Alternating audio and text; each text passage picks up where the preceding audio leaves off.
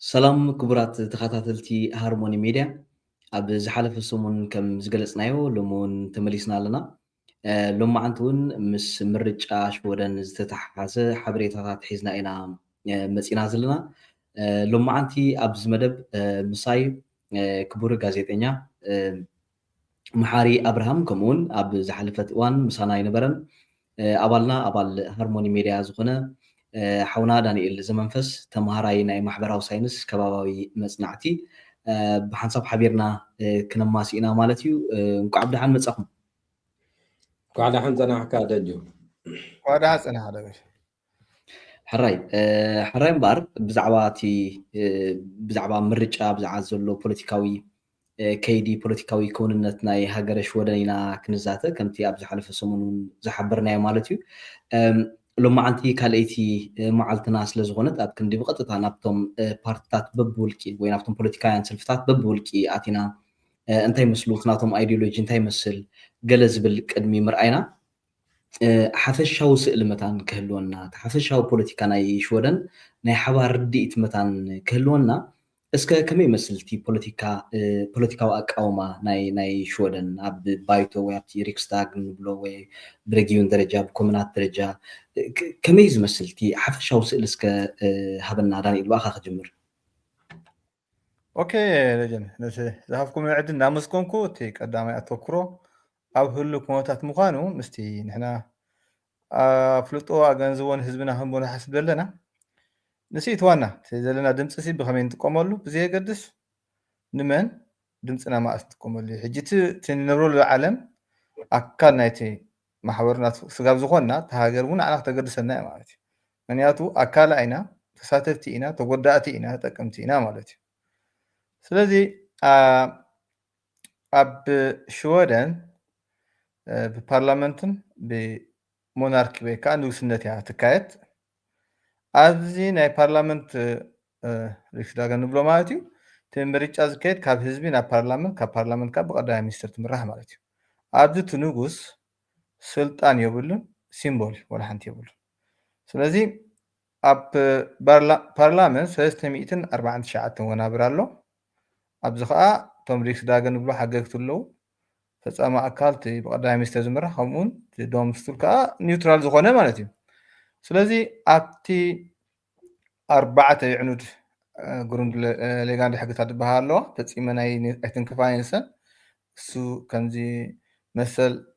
ምዝራብ መሰል ስነ ሓሳብ ከምኡውን ሬገን ፎርም ንብሎም ኣለና እቲ ስርዓተ ሕጊ ናይቲ መንግስትን ከምኡውን እቲ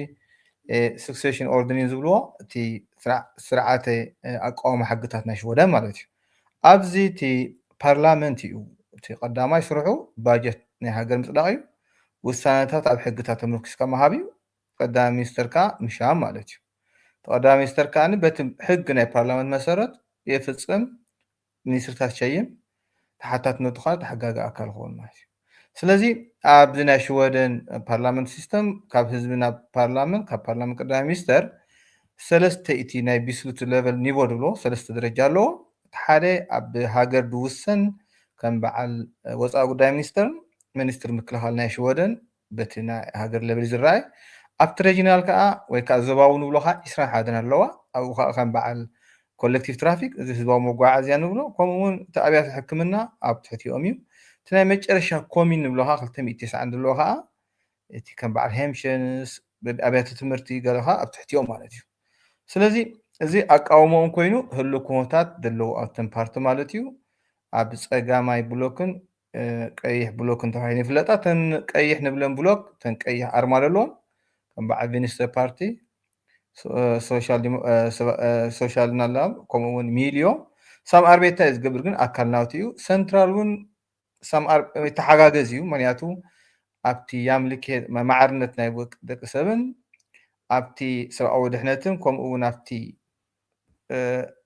ናይ እስካት ናይቲ ቀረፅ ናይ ሃገር ኣብ ናይ ሓባ ምርዳእታ ኣለዎም እዩ እቶም ኣብ ስልጣን ዘለዉ ፅምዶ እንታይ ንበሎም ናይ ልፍንታዊ መንግስቲ ዘለዎ ከዓኒ ሓደ ይኮኑን ኣብ ኣይዲዮሎጂ ግን እዛ ዝሓለፈት ምርጫ 4 ዓመት ዝነበረት ንፈልጣ ኢና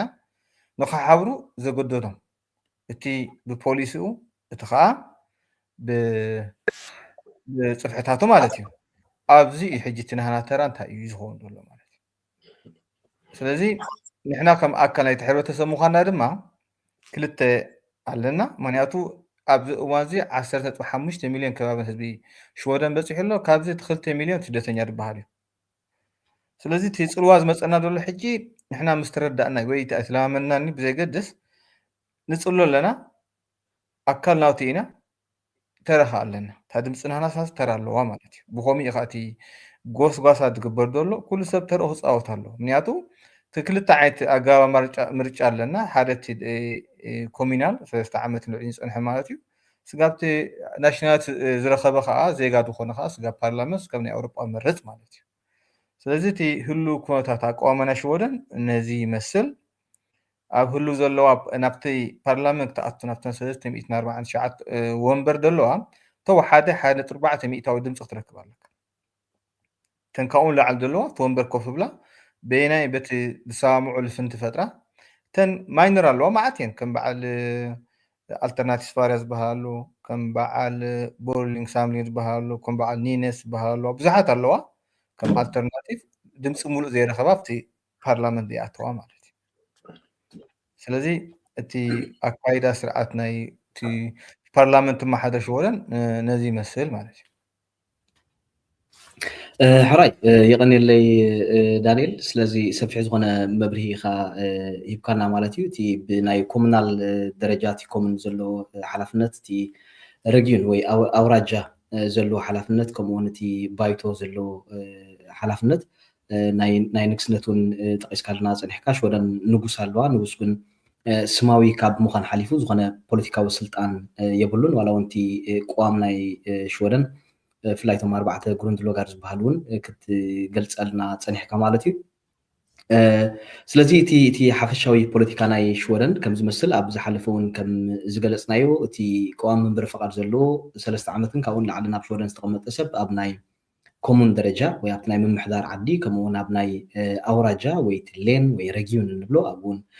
ድምፁ ክህብ ይኽእል እዩ ማለት እዩ ኣብ ሰዓት እዚ ዳንኤል እውን ክገልፆ ከም ዝፀንሐ 8 ዓበይቲ ፓርትታት ኣብ ባይቶ ናይ ሽወደን ወይ ኣብቲ ሪክስታግ እንብሎ ኣለዋ ማለት እዩ እዚ ማለት ግን ኣብ ሽወደን 8 ፖለቲካውያን ሰልፍታት ጥራሕ ኣለዋ ማለት ኣይኮነን ኣዝየን ብዙሓት ንኣሽቱ ሰልፍታት ኣለዋ ግን ሓደ ፖለቲካዊ ሰልፊ ናብ ባይቶ ሽወደን ክፅምበር እንተደኣ ኮይኑ ብውሕዱ 4 ሚእታዊት ህዝቢ ናይ ሽወደን ድምፁ ክህቦ ክኽእል ኣለዎ ማለት እዩ እዚ ማለት እንታይ ማለት እዩ ኣብ ፓርላማ ናይ ሽወደን ዋላ እኳ 8 ፖለቲካውያን ሰልፍታት እንተሃለዋ ኣብ ዝቕፅል ምርጫ ግን ምናልባት 10 ክዲባ ክእላ እየን ንፈልጦ ነገር የለን ምናልባት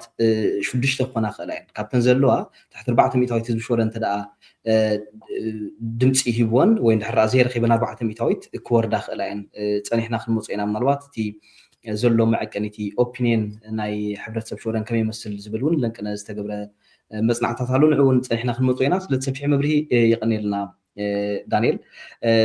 ማሕሪ ናባኻ ክመፅየ ማለት እዩ ዝተፈላለየ ፓርትታት ኣለዋ ዋላ እውን ብብሎክ ደረጃ የማን ፀጋም ገለሉ ዳንኤል እውን ክገልፀልና ፀኒሑ ሓፈሻዊ ምስናትና ኣመፃፅኣ እቲ ኣብቲ መስርሕ ምናልባት ሕፅረት ኣፍልጦ እውን ክህሉ ክእል ዋላ እውን ኣብቲ ናይ ምርጫ እዋን ንመነየ ድምፀይ ክህብ ዝብል ኣሎ ብዙሕ ግዜ ሲ ኣየነት እዮም እቶም ናትና ገለው ንበሃል እቲ ምስ ስደተኛ ድሓን ዝኾነ ክሳይ ዘለዎም ገለ እሞ እቲ መዐቀንስ ኢንሱን ይኸውን ዘለዎ እንታይ እቲ መዐቀኒና ክኸውን ዘለዎ ከም ናይ ወፃእተኛ ድሕረ ባይታ ከም ዘለና መጠን ከዓ ሓንሳብ ድሕረ ባይታና እውን ንፀልወና እዩ እሞ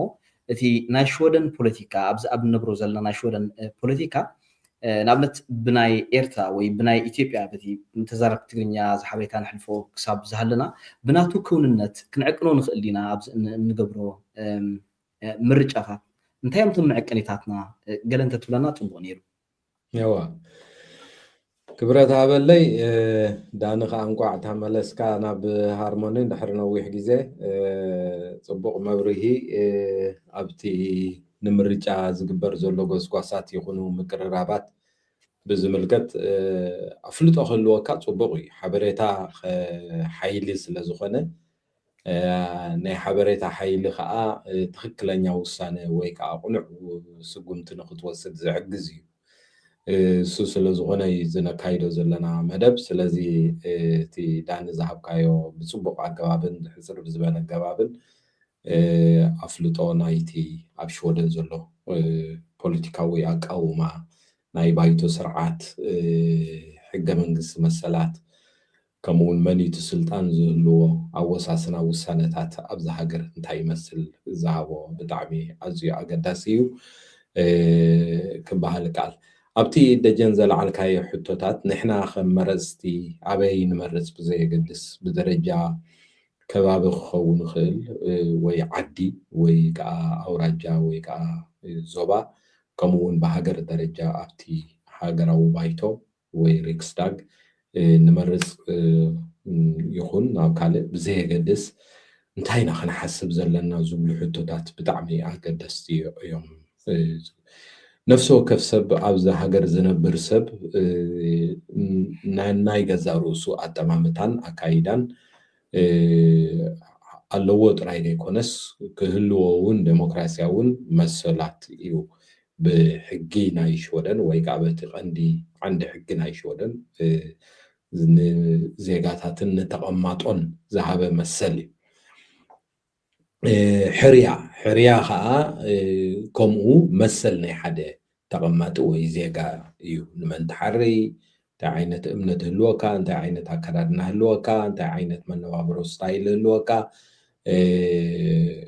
ከምኡ ከዓ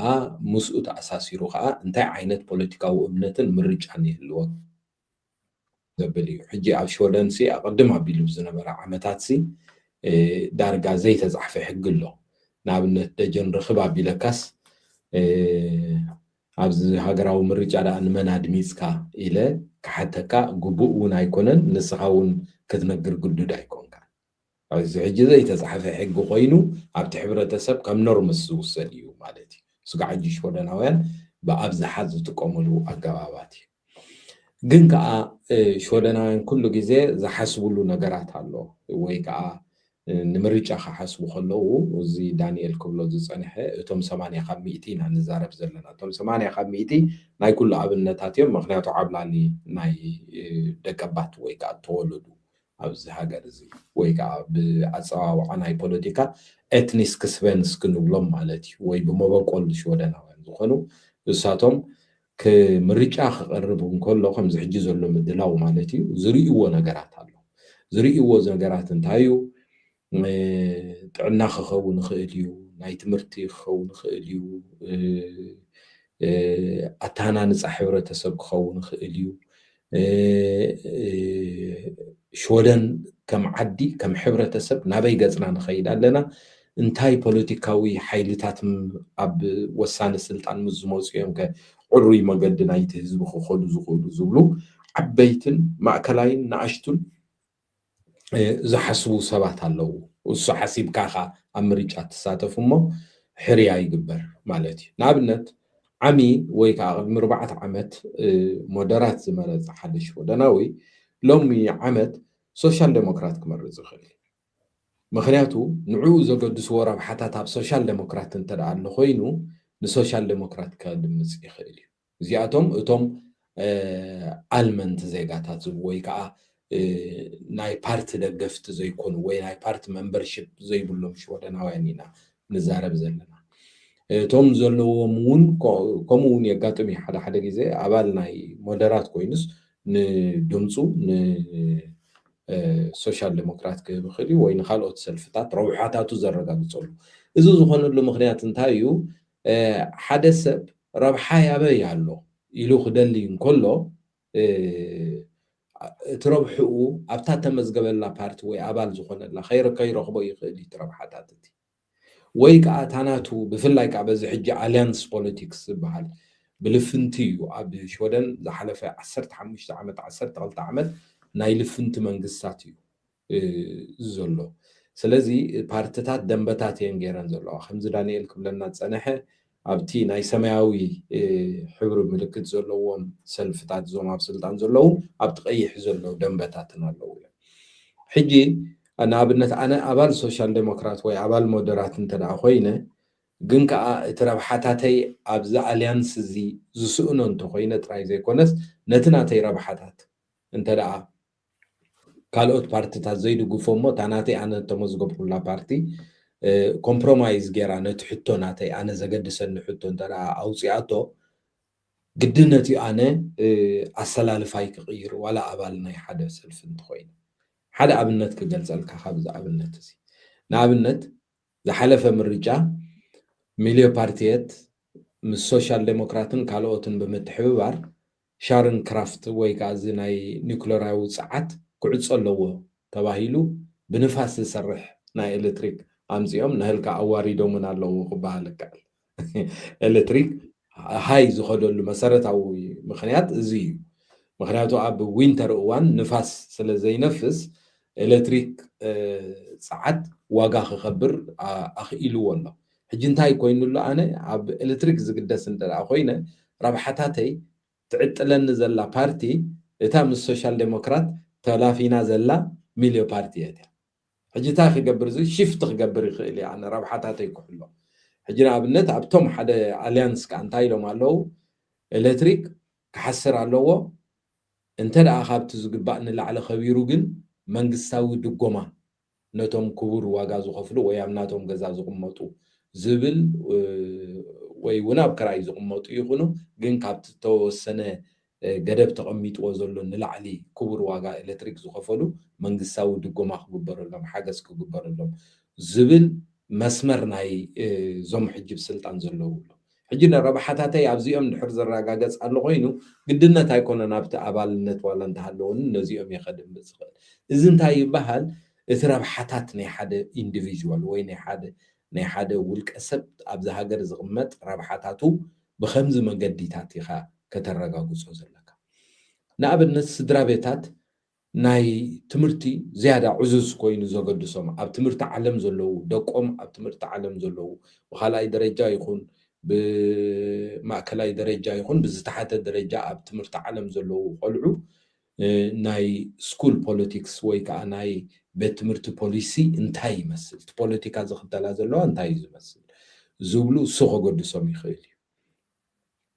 ካልእ ከምዚ ዓንተወይ ዳንኤል ክብሎ ዝፀንሐ ዓበይቲ ኮይኖም ኣብ ጥዕና ኩነታት ዘገድሶም ክህልው ይኽእሉ እዮም ሕጂ እዞም ኩሎም እዚኦም ዓውድታት እዚኦም ፅላታት እዚኣቶም ንመነባብሮና እዚኦም ኣገደስቲ እኳ እንተኾኑ ካብኡ ናብኡ ግን ንገለ ዜጋታት ናይዚ ሃገር ዘገድስዎም ነጥብታት ግን ብዙሓት ክኾኑ ይኽእሉ እዮም ሕጂ ናብታ ዘለዓልካያ ሕቶ ክንመፅእ ከለና ኣብዚ ከምዚ ዓይነት ረብሓታትካ ናይ ምልላይ መድረክ እንዳሃለካ ከለካ ብዙሕ ግዜ እቲ ወፃእተኛ ከምዚ ሓውና ዳንኤል ክብሎ ዝፀንሐ 2 ሚልዮን ወፃእተኛ ኣሎ ሕጂ እቲ 2 ሚልዮን ወፃእተኛ ኩሉ እኳ እንተደይኮነ ብኣብዝሓ ነዘን ኣብዚ ዓዲ ዘለዋ ፓርትታት ብረብሓ ናይቲ ዝመፃሉ ዓድታት ፖለቲካ ገይሩ ዝጥምት ኣሎ ንኣብነት ንኣፍልጦና ክኸውን ምእንታን ኣብ ግዜ ብረታዊ ቃልሲ ንነፃነት ኣብ ዝካየደሉ ዝነበረ እቶም ዓበይቲ እያታትና ኣሕዋትና ኣብዚ ዝፀንሑና ንዓና ክሓቱ ከለዉ ብዙሕ ግዜ ንነፃነት ኤርትራ ዝድግፉን ዘይድግፉን ነቲ ቃልስና ዝድግፉን ዘይድግፉን ተባሂሉ ይህልለዩ ነይሮም ፓርትታት ሕጂ ብከምኡ ጥራይ ክንዕቅን ግቡእ ድዩ እሱ ሕጂ ጌጋዩ ማለት ኣይኮነን ግን ቁኑዕ ዲኸ ናብኡ ከተፀጉዖ ነዚ ብዝዓዲ ዘሎ ናይ ፖለቲካ ኣሰላልፋታት ምስ ስኻ ዝመፅኻሎ ሃገር ጥራይ ከም ምዕቅኒ ጌርካ ክትወዝቕ ከለካ ነዚ ብዚ ዘሎ መነባብሮካ ትርስዕ ኣለካ ማለት እዩ ምክንያቱ 9 ካብ 100 ትነብሮ ኣብዚ ኮይኑ 10 ካብ 100 ግን ምናልባት ሶሊዳሪቲ ናይ ዓድኻ ክህልወካ ይኽእል ወይ ፖለቲክ ናይ ዓድኻ ክህልወካ ይኽእል እቲ ካልእ ኣብነት ከነምፅኦ ዘለና ብዚ ጉዳይ እዚ ሓደገኛነት ናይ እዚ ጉዳያት እዚ ንሪኦሉ ጉዳይ ቀንዲ ከዓ እዚ ኣብ ሶዶር ተልዮ ድዩ ቡትሺርካ ድዩ ኣብ ማልመ ድዩ ኣብ ካልእ ከባቢታት ድዩ ዝተረኣየ ብኣብዝሓ ዝተረኣየ ዝሓለፈ ምርጫ ዝተረኣየ እቶም ናይ ሶሊዳሪትን ገስገስቲ ሓይልታትን ዝተሳዕርሉ እቶም ኣኽረርቲ የማናውያን ወይ ከዓ ኣኽረርቲ የማናውያን ክዕወትሉ ዝኽኣሉ መሰረታዊ ምክንያት ብሰንኪቲ 2 ሚልዮን ሕጂ ዳንኤል ክብሎ ዝፀንሐ ግን ከዓ ኣብ ምርጫ ኣገዳሲ ተራ ዘለዎ ሓይሊ እዩ እዚ ሓይሊ እዚ እቶም መብዛሕትኦም ግን እንታይ ገይሮም ንኣብነት እቶም ክርስትያናዊ እምነት ዘለዎም ደቂ ማእከላይ ምብራቅ ስባርየ ዴሞክራተርና ወይ ከዓ እቲ أزيو أخراري خوينو حلف هاجراونت ويكا يماناونت زلو حجب سلطان مسيو زلو حيلي أنصار سلام زخنة ويكا أنصار أخرارنت ناي مسلمنا روحتات سلو زلو تراي بتوم كريستيان دك ما كلاي مبرع دمسي ببزح زرخبو لخونتات نيرو حجنتاي كوينو كم مع السوشيال ديموكرات أمثلا بارتتات كود إلين مالتي ويكا كاب مسعر تراي زي كونس مقام منجسنت كخلهم زخيل دمسون كرخوي كابلون أمود دعتان تخوينو وتوم أنصار وزعتنياتات كل عينة شجرات أبز هاجر زلون وزعتنياتات زو صقعو آخر تحيلتات أب سلطان مسيم أنصار ربحنا وزعتنياتات أزيو بأدلو زلو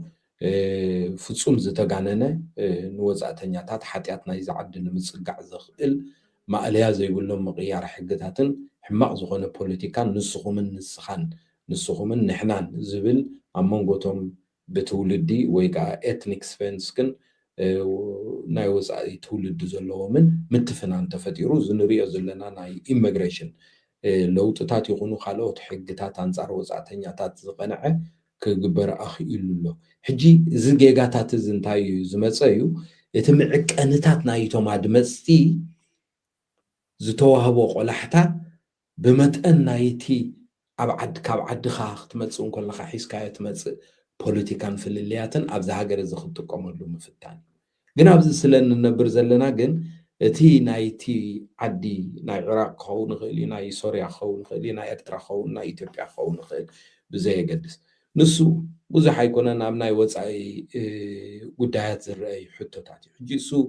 ኣይነልዑሎ ማለት ዘይኮነ እቲ ቀንዲ ከገድሰና ዘለዎ ግን ኣብዚ ከመይ ንነብር ናይ ኢንተግሬሽን ሕቶታት ናይ ኢሚግሬሽን ሕቶታት ናይ ጥዕና ናይ ትምህርቲ ናይ ሕብረተሰብ ዕብየትን ውህደትን ዝኣመሳሰሉ ነገራት ከም ፕራዮሪቲ ኣብ ሓንጎልና ክንመፅእ ክንከል ኣለና ምክንያቱ መዓልታዊ ንነብሮ ሃገር ኣብዚ ዳ እምበር ኣብቲ ዝመፃናሉ ሃገራት ኣይኮነን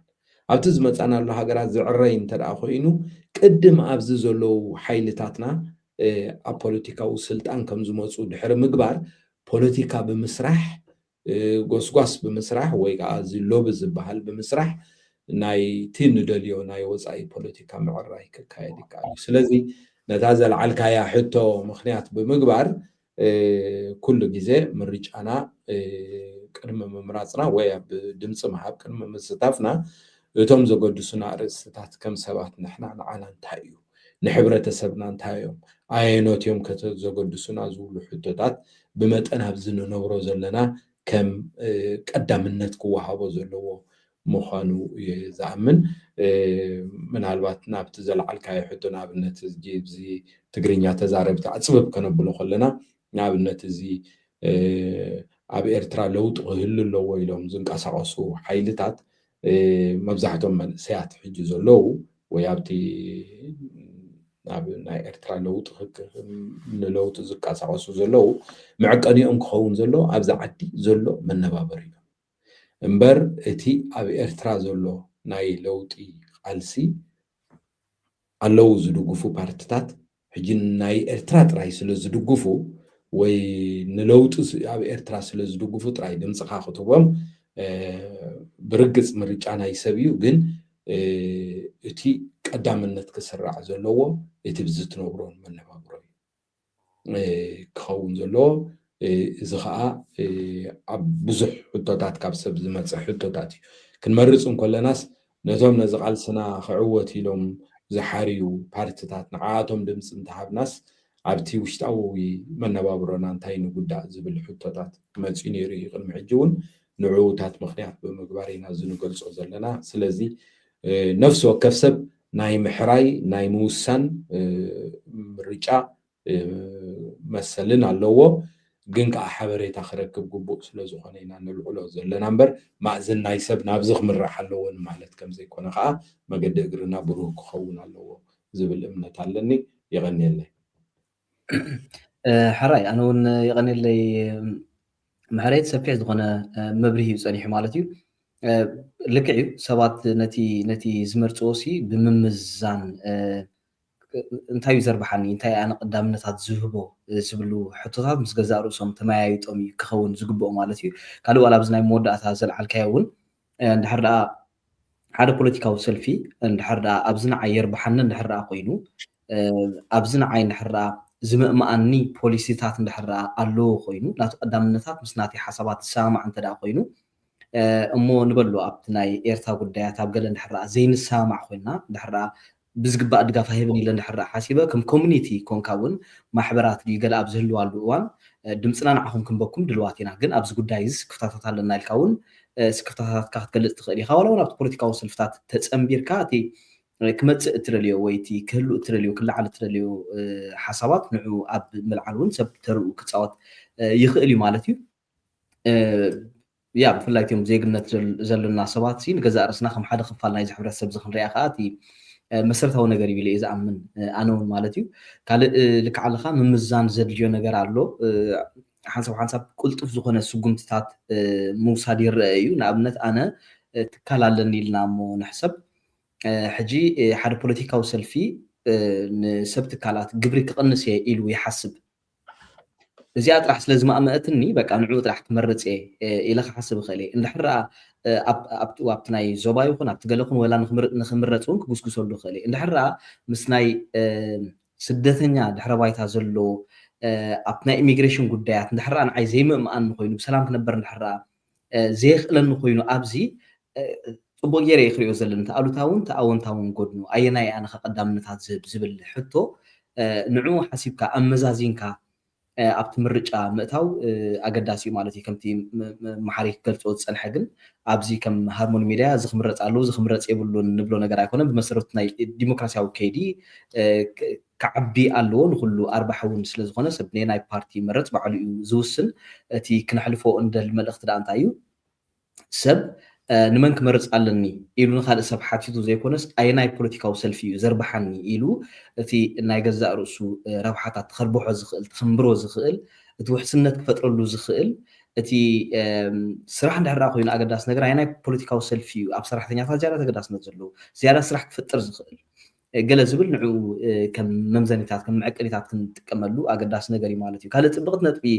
ኣልዒልካ ፀኒሕካ ኣብዚ ናይ ካብ ዓረብ ሃገራት ዝመፁ ጥራሕ ዘይኮኑ ክርስቲያን ምስልምና ገለ ዝኾኑ ከምኡ ጥራሕ ዘይኮኑ ሲ ብዙሕ እቲ ኣብ ወፃእተኛታት እውን ከምኡ ገለ ይርአ እዩ ሓደ ነገር ኣብዚ ኣብ ግምት ክነእትዎ ዘለና ግን ሓደ ፖለቲካዊ ሰልፊ ንሓደ ሰብ ብሃይማኖቱ ኣስላማይ ስለዝኾነ ብሃይማኖቱ ክርስቲያናይ ስለዝኾነ ካብ ዓረብ ስለዝኾነ ካብ ሶማል ስለዝኾነ እንድሕር ደኣ ኣትሪሩ ክሕዞ ክጭቁኖ እንድሕር ኣይደልሎ ኮይኑ ሞስኻ ከዓ ንዕኡ ስለ ዝፀላእካዮ ንዕኡ እንድሕር ድግፎ ኣለካ ፅባሕ ንጎ ናባኻ ክመፅእ ድዩ ኣይመፅእን ዝብል ሕቶ እውን ብዝግባእ ክትምልስ ኣገዳሲ ነገር ማለት እዩ ሕጂ ናይ ሓባር መፃልእ ትህልወኩም ኸውን መፃልእቲ ንሱ ኣብ ዘጥፍኦ እዋን ግን ናባኻ እውን ክምለስ ይኽእል ሕጂ ናይ ኢሚግሬሽን ጉዳያት ኣይፀለዎምን ማለት ኣይኮነን ምስ ወፃእተኛታት ጥቡቅ ዝኾነ ዝምድና ዘለዎም ወይ ፍሬንድሊ ዘይኮኑ ምስ ወፃእተኛታት ፖለቲካውያን ሰልፍታት ክመርፁን ከለዉ ሲ እትዮም ናይ ወፃእተኛ ድሕረ ባይታ ዘለዎም ዝመረፆም ሰባት በቲ ውፅኢት ንሱ ኣይተፀለውን ማለት ኣይኮነን ስለዚ ነዚ ኩሉ እውን ኣብ ግምት ክነእቱ ንዕኡ ኣእቲናቲ ድምፅና ክንህብ ኣገዳሲ እዩ ዝብል ርእቶ እዩ ዘለኒ ቀኒልና ስለቲ ሰፊሕ መብርሂ ምሕረ ሓራይ ኣብዚኣ ደኸለልካ ጀጃን ዓርገ ነስበኒ ከም ግብሪ እንታይ ይመስለካ ተራእዩ ድዩ ዋላ ባይታ ንኣብነት ከም ኮሚኒቲ ሓያል ተረኣ ኮንካ ንኣብነት ናይ ኩርድ ክወስድ ናይ ኢራን ክወስድ እዚኦም ክልተ እዚኦም ዓበይቲ ብደረጃ ፀሎት ዘለዉ ብጥርናፈ ኮሚኒቲ ዘለዉ ሳሳትም እዩ ዳስዋይ ከዓ ናይ ኩርዲ ዝለዓለ ራይት ምስትር ከባእሶም ስጋብ ዝካል ዘብፅሖም ሲ ፅልዋ ናቶም ነቶም ፖለቲካ ዓዲሞም ናይ ኮሚኒቲ ነጊሮሞም ኩርዳውያን ኢና እዝን ተበልኪና ኢሎም ፀልዎም ኣሪኦምስ ንመን ከም ዝመርፁ ነቶም ዝደናጎፁ ፓርቲታት ነበሩ ኣብ ጎኖም ኮይኖም ናይ ኢራን እውን ከምኡ ሕጂ ድሕር ኣቃወማ ስታንድ ናይ ሕጂ ናይ መንግስቲ ኣሪኢካ ኣንፃር ናይ ኢራን እዩ ስለምንታይ ኣብ ዘበነ ሻሃ ዝተሰጎጉ ምሁራት ኣብዚ ኣለዉ ፀለውቲ ኬድ ቡሽ ረኣያ መራሕት ቬኒስተር ካብኣቶም እየ ኣቦኣ ይመፅ እዩ ኬድ ሪሰርቸር ኣሎ ኣብ ናይ ኮቪድ ንፈልጦ ዶክተር መሃጂን ኣለሱ ኬድ ኣብ ናይ ብዙሕ ናይ ኢኮኖሚ ገለበ ፀለውቲ በዓት ኣለዎም ኢራናውያን ግን ከም ኮሚኒቲ ሓያላት እዮም ሕጂ እንታይ ኣኽብለካ ደለ ነቲ ናይ ወፃኢ ፖሊስ ናይ ዝዓዲ ስጋ ምፅላው ስጋ ምጥምዛዝ በፂሖም እዮም ሕጂ እንታይ ኣኽብለካ ደለ ኩሉ ግዜ እቲ ስቴት ንብሎ ኣብቲ ፅልብኦ ፖለቲካ ንዕዞር ብሒ እዩ ዝኸይድ ግን ኣለካ ዲስኻ ዳስዋይ ኮ ንሕና እኮ ብቁፅሪ ቀለልቲ ይኮና ዋላ ኣብቲ ቶፕ ቴን ኣይናሃሉ ግን ከም ኮሚኒቲ ክንገብሮ ዝግባአና ኣለና ንፖለቲካዊ መራሕቲ ፀሊና ኣምፂና ናትና ስታንዱ ክንሪኦ ንኽእል ኢና እቲ ካልኣይ ኣነ ኣብዚ ናይ ማሕረ ክውስኮል ዝደሊ እንታይ እዩ ንሕና ከም ሰብ ናይ ምርጫ ባህሊ ኣለና ድዩ የብልናን ግን ነብስና መፂና ኣለና ኣካልናቱ ኣለና ክንላምሮ ኸና ይግድን እዩ ዳስዋይ ሓደ ካብቲ ኢንቴግሬሽን ሓያል ብድሆ ኮይኑ ዘሎ ብዚ እንድሕር ብኪብራ መፂካ ኮቢልካ ትሪኦ ኮንካ እንድሕር ቢድራ ኮይኑ ናብ ኮሚን ተፀዊዕካ ትጎይ ኮንካ ኣብዚ ዘሎ ትፍልል ሕጂ ጎስጓስ ህሉ ኩነታት እንታይ ኣሎ ትፈልጥ ዲኻ ክንኣብነት ሕጂ ካብ ኣብነት ክወስደልኩም እስካት ኣብ ውሽጢ 40 ዓመት ዘይተረኣየ ዘጉደሉ እዞም ሕጂ ኣብ ስልጣን ዘለዎ እዮም ወይረኣስ ኣብቶም ናይ ሰልፊ ቀያሕቲ ወይ ከዓ ኣብቲ ቀይሕ ብሎክ ቶም ናይ ካልኦት ዘሎ ኸ እንታይ እንብሉ እስካት ክጎድል የብሉን ነቶም ዝለዓለ ዝኽፈል ቆረፅ ኣለዎ ግን ኣብቲ ሌቫንዶ ኮስት ኣብቲ ኣገዳሲ ከም በዓል መግቢ ከም በዓል ኤሌክትሪክ ድዩ ዋላ ገዛ ኸራይ ከዓ ክጎድል ኣለዎ ካብሉ ሕጂ እንታይ እዩ ንሕና ሲ እቲ ናትና እቲ ኣፍልጦ ኣለና ድዩ እቲ ናትና ሜድቬተንሲ ኣብቲ ህልው ኣለና ናይ ብሓፂሩ ድሕር ኣነ መሓሪ ተወኪል ዝመርፅ ኮይነ ኣብኡ ይፀገም እንድሕር ደጀን እንታይ ብላሎ ዝመርፅ ኮይነ ኣብኡ ይፀገም ንዓይሲ እንታይ እዩ ጉዲልኒ ስለ ዝሰርሕ ዘለኹ እቲ ጎረቤተይ ብስካት ክነብር ኣለዎ ድዩ ወይ ኣነስ ብስካት ክነብር ኣለኒ ሕጂ ንኣብነት ኣብዛ ህሉ ኩነታት እቲኦም ቲሮ ፓርቲ ዝኮስብሉ ዝጉስግስዎ ዘለዉ እንታይ እዩ ኣብ ዘበንና ሲ ዝተሓተ ሚግሬሽን ሕጂ ናብ ምንታይ በፂሖም ዘሎ ዜሮ ሚግሬሽን ናብ ሽወደን እዩ እቲ ናታ ኣቴንሽን ሰሓቢ ዝነበረ ሲ ከም ተፀላኢ ክንገብር ኣለና ብኢሚግሬሽን ሕጂ እንታይ ከዓ ብልበቲ ንሕና ሚግራንት ስደተኛ ይፀላእና ግን በትሕና ንደልዩ ክራፍ ናይ ሕጂ ንኣብነት ተኣርቤቲ ሊስቶን ደገረሞ ዘሎ ማለት እዩ ምሁራት ባክግራውንድ ዘለዎም ክመፁ ኣሎ እንታይ ደኣ ናይ ቢድራ ክመፁና ይብሉ ሕጂ እንታይ እዩ እቲ ጎስጓስ ትገብሮ እታ ፓርቲ ኣብ ዘመንና ንኣብነት ዲዘል ሕጂ 28 ኣብ ዕድሜኹም ነይሩ ሕጂ ክንደይ ወሪዱ ኣሎ 14-15 ካልኣይ ኣጥቢቆም ዝሕዝቦ ዘለዉ እቲ ኢንፍሌሽን እዩ ዝሓለፈ ዝቕባበ ናይ ሸወደን ዝሓለፈ 8 ዓመቶም ሶሻል ኣብ ስልጣን ከለዉ እንታይ ነይሩ 18 በፂሕ ነይሩ ሕጂ ናብ 2% ወሪዱ ኣሎ ድሕሪ ሓንቲ ዶላር ኢኻ ሕጂ 9 ቅርሽን ገለ ሰናቲም ትሸረፍ ኣላ ሕጂ እንታይ እዩ ኣብቲ ቁጠባዊ ዝግደስ ተረኣ ኮይነ ቢዝነስማን ተረኣ ኮንካ እንታይ የድልየካ ተራ ስራሕተኛ ተረኣ ኮንካ እንታይ የድልየካ ኣብኡ እቲ ህሉ ኩነታት ነቲ ኣብዚ ሕጂ ዝግበር ዘሎ ማኒፌስቶ ናይ ኩለን ሓደ ብሓደ ነራእና እንተደኣ ኣተኪርና ንመን ንምረፅ ብዘይገድስ ታ ድምፅና ንጠቀመላ ፀላዊ ስጋብ ዝኾነት ንሕና ፀገም ትኸውን ደሎ ሕጂ ኣብቲ ሳዕቤን ምስ ረኻኸበልካ ግዳይ ትኸውን ሕጂ ጉዳይ ኢሚግሬሽን እቶም ሓደ ብሎክ በሎም ኩሎም ብሎክ ሓንቲ እያ ደላቶም ሓንቲ ዓይነት መርገፂ እያ እዛ ሕጂ ዘላ ክትቅፅል ኣለዋ እያ ግን ዘላቒ ክኸውን ኣለዎ እንታይ ዘላቒ ሓደ ዓይነት ሕጊ ኮንሲስተንት ክብል ኣለዎ ማግደላና ዛረብ ነይራ ንኣብነት ሕጂ እቲኦም ከዓ ዝለዓለ ኣብ ክሪሚናል ዝገበረ ሰብ ከዓ ክንቆፅዕ ኣለዎ ዋላ ዕድሚ ብዘይግድስ 13 ወሪዶም ኣሎ ሕጂ ስለ ሶሻል ኣብኡ ይኣቱ እዩ እዚ ንዓኻ ድሕነት ተበካ ድዩ ምማጥ ካብዚ ክኸውን ኣለዎ ዲ ኣነ ንስኻ ንውስን ነናትና ጌርና ማለት እየ እንድሕር ኣነ ኣብ መብዛሕትና ናት ማሕበረሰብ ኣብቲ ኤልድሮ ቦየንደዲ ኣብ ሄምሽንስ ይነብር እዩ ኣብኡ ፃዕቀይ ሸማ ኣጋጢምካ ኣሎ ብጣዕሚ ግዜ ተንፋሲእንካ ኣለካ እንታይ ስለዝኾነ ባጀት ለዝቆረፅዎ ወይ ባጀት ናብኡ ይስደድዎ እቲ ዝመፅ ዘሎ ፓርቲ ከዓ ኣብኡ ውሕስነት ተበካ ድዩ ወበካ ንኣብነት ተን ሰልፊ ኣብ ቀይሕ ዘለዋ በዓል ቬኒስቶ ኮነ በዓል ሶሻል እንታይ ይብላ ኣለዋ ኮርት ኣርቤስቲድ ወይ 5 ግዜ ኣብ ሰሙን ዝነበረ ናብ 4 ኣብ ሰሙን መዓልቲ ሰሙን ወይ ከዓ 6 ሰዓት ክንገብሮ ብላ ኣለዋ የዋፅ ሙሉእ ዶሞስ ኮይኑ ክኸውን ይኽእል ድዩ ኖቲኦም ከዓ ኖ ሰብ ማሕበራዊ ናብርኡ ክመሓየሽ ተኮይኑ እስካት ክጎድል ዘለዎ እንድሕር ኣብቲ ኣናሊስ ኣቲኻ ሕጂ ደጀን ኣነ ንስኻ እንድሕር 30 ንኽፈል ኮይኑ 500 ኢና ሴቭ ንገብራ ወርሒ እቲ ሚልዮን ኢንቨስት ዝገብሩ ዘለኹ እንታይ እዮም ኣብ ሚልዮንስ ኣብ ስልጣን ዘለዉ እስቲ ባይባዕ ሚኒስተር ሕጂ ኖ ልዕሊ 50,000 ንኣብነት ክኸውን ተኮይኑ እቲ ታከትናቱ ክወርዳ ኣለዎ ሕጂ እንታይ ኢና ክንብል ዘለና ኣብዚ እዋን እቲ ማኒፌስቴሽን እንታይ እዩ እንድሕር ማኒፌስቴሽን ናትካ ባርን ቢድራ ክጎድል ኣለዎ ቦስታር ቢድራ ክውስኽ ኣለዎ ኮይኑ سوشيال اليوم أبتي دزلوا أجمع لفنت دلوا توتال بيدراز بحكم هطفو ينين حجي دمسها أبي أخسر حجي تايو اتهلو كوموتات تيناتهم مانيفستيشن دقوفرو دلوا بابنت كاب أبريل سكاب أبن من تان داني غتانا تسرن تنكن دي جرحتاتناي زوم بسلطان زلو لفنتن زوم أب تقاومو دنبه زلو لفنتي السوشيال ديموكرات زمرحون إذا مودرات بارتي زمرحو منغستي منغستاو سلطان حيزم زلو تنكن دي فلليات كل التقابعاتن دحر قليسنا صبوغ نيرو نلوم مشات صبو ولا ميغريشن بوليس خو نخلي كريمنال بوليس خو نيا بإيكونومي خو نخلي ولا بتي فيلفرتي أبربعتين محورا أبزين زكاة عدلو مو جدحان كم توبيك حزمو كم كاين نخلينا لجي يوا قال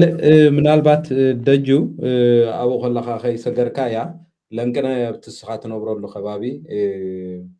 بس زي سلف دي سنة بحال بتقرينيا سلف دي سنة إذا بحال السوشيال ديموكرات تي سوشيال ديموكرات مراحيت عب خبابيهم متيانيرا أبون تساتيف كانيركا ناي مصحف مرعون نيروا مثلني ماغدالينا أندرسون سوشيال ديموكرات أبتي زتساتف كالو مدرخ بزعبا مريج أنتاي زراعة خاين زعزب كان نجر نيرو مخنيات السوشيال ديموكرات أقدس يوم أبتحج دم بتقاوم زلو قليل دمس زلو ما يكونون أب بايتون وسان ترى زلو يوم كلهم تعكيبهم تدمس نعتهم مالتيو كحون كله اليوم كسروا يخو اليوم سلازي انتاي خد عزيب كابسوم مالتي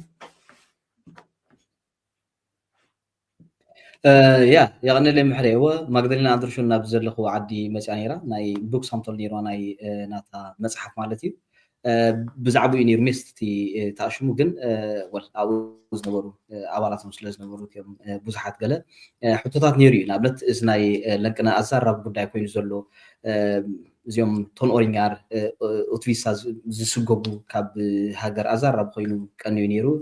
ናብለት ንሱን ተላዒሉ ነይሩ ማለት እዩ እጂ ዳኑን ተንኪፎ ነይሩ ዳርጋ ኩሎም ፓርቲታት ናይ ኢሚግሬሽን ናብ ምስማዕ እንዲም ከይዶም ዘለዉ ክበሃል ዝከኣል ወል ኩሎም ተሰማሚዖም ክንብል ኣይንኽእልን ገሊኦም ራዲካል ዝኾነ ዓይነት ኣመለኻኽታ እዩ ዘሎም ከም በዓል ኤስዲ ክንብል ንኽእል ኢና ማለት እዩ እንታሽሙ ይኮነን እዚ ከምዚ ናቶም መግለፂታት ሶሻል ሚድያ ገለ እውን ፓብሊክሊ ይብሎ ስለ ዘለዉ ኣብ ናይ ማግደሌና ሽዑ ዝበለቶ እንታይ እዩ ነይሩ ኣብኡ ኣብ ናይ ኢሚግሬሽን ጉዳያት ተላዒሉ ነይሩ መስለን ዝያዳ ንዓና ክትብለና ስለ ዝኽእል ብዛዕባኡ ክዛረብ ኢለ እንታይ እዩ ናታ እምነት ኣብኡ ትገልፆ ከም ዝነበረት ወይ ናይ ሶሻል ዲሞክራተርና እምነት እቲ ናይ ዋሕዚ ስደተኛታት ከምቲ ኣብ 2015 ኣጋጢሙ ዝነበረ ገለ ክድገም ዝደለዩ ዝኾነ ይኹን ፓርቲ የለን ኣብቲ ናይ ሪክስታግ ምናልባት دحان زخونه قال منارات بينسر لخون خيل قال امبر قمت زخونه سوسيال ديموكراتنا نسخ دقم ايدليو ويم كاو تماهيرنا يوم زبلو كوم عينت املخاختا يزلو مالتيو انت خونه ግን ንሳ ከም ትብሎ ዝነበረት እቲዮም ኣብዚ ኦሬዲ መጽም ዘለው ሰባት ግን ከምዚ ዓቅሎም ክነጽበሎም ኣይኮንና ዘለና እንታይ ዳ ሞይሊጌተሪና ክንፈጥረሎም ዘለና ዕድላቲና ክንፈጥረሎም ዘለና ንኸዓብዩ ኤንድል ኦፍ ናይት ሳሜልኻ ሓደ ክፋል ናይቲ ሕብረተሰብ ሽወደ ንክኾኑ ኸ ማለት እዩ እቲ ናይ تحت عدم قلعو ناي مطراز زخير زلو تاشمخا قرب اكستريم كوينو زي ممحياش كغبرلو زلو ويو جلز بال املخاختا خم زلو يبنا تبارتكم عن املخاختا خم زلوات جلس نيرا مالتيو ولو ناب اس في تي كتاتولو نيرا بقدماي زغبرتو انترفيو ابون كم زبولي ولا زناي ابيت تاريخس نيلا حجي بينستر مليون انت كان داني أباك مساحة من اللي عندي ليه وقت ما لفت كتع نيرة بزعبات تون أوريغان فينسترن سنترال مليون تقول إنه استوب خوالو كلاجس على خم حكي إلى من سوشيال ديمقراطنا زلوا تون كارل بارت نية مليون جيت أيو تتلوخ بخمي أخذ قلت أيه خبلا كارك أصله أوير يا نو تطوق بالترو ليا خمس تدلو يا مالتي ولا بنا اس في تندحر ريخه بنا 30 ريخنا اس في تزغبر تاشمو مو دلو تريخي حلفنا توسسي دلو تريخي اتنا قدم حج زغاطمه ቅልውላው ናይ ስደተኛታት ሕጂ እንተተደጊሙካ ሓላፍነት ትወስድሉ ናይ ኢሚግሬሽን ሕግታት መብዛሕትኡ ግዜ ዝወፅእ ሲግናል ንምስዳር እዩ ሾረን ስደተኛታት ምጭእታ ትግራይ ኩነትን ዝብል ልዕሊ ዝኾነ ኣገዳሲ ነገር ሕጂ እንድሕር ይዝለቕ ትብል ለኾንክሲ እቲ ዝመፅእ ሳዕቤንከ ኢሉ እውን ሓታ ነይሩ ማለት እዩ ኣብ ናይ ኤስቪቲ ዝተገብረ ማለት እዩ ሕጂ ሶሻል ዲሞክራተርና ካብቲኦም ድምፆም ዝሃቡ እውን ድም ተሰሚዖም ዘሎ መንግስቲ እቲ ናይ ምጥራዝ መስርሕ ገለ ዝኸይድ ዘሎ ነገር ድምፆም ሂቦም ሊኦም ማለት እዩ እዚ ሕጂ እንታይ እያ ትብል ነይራ ግን እዚ ሕጊ ክወፅእ እንከሎ ብናይ ውልቀ ሰባት ኬዛት ኣይኮነን እንታይ ዳ ዓብ ስእሊ ርኢኻ ኢኻ ክሳይ ትብል ዋላ እውን ሽዑ ዝቃወሙ ኣካላት ገለ ነይረን ግን ስፔሲፊክ ወዲ 8 ወርሒ ቆልዓ ገለ ዝጥረዘሉ ዓይነት ሳብ ክንደስ ዓይነት ሳዕቤን ኣብ ውልቀ ሰባት ኣብ ተማሃሮ ገለ ክፈጥር ክእል እዩ ዝብል እምነት ኣይነበረናን ሕጂ ግን ርኢናዮ ምስ ረኣናዮ ግን እቲ ክኽለስ ዝግብኦ ሕጊ ክኽለስ ኣገብ ኢልና ንሓስብ ያ ትብል ነይራ ይስማዕ ኣለኹ ዋላ ቆራርፃ ኣሎ ጽቡቅ ኣሎ ቀፅል ኦኬ ያ ከምኡ ዝብል ኣመለኻኽታ እዩ ዘለዋ ማለት እዩ እሳ ትገልፆ ሕጂ ታ ናይ ብቐት ማሊ ቦቲ እናተኸይደ ደጀኑ ቦት ተኸይድኮ ኦኬ تا بوت تخيلو أنا كمان سيلك أو وين يسحب يا مالي وا بوت تخيلو تيوم جيكا سلستي تيوم قالوا نيلو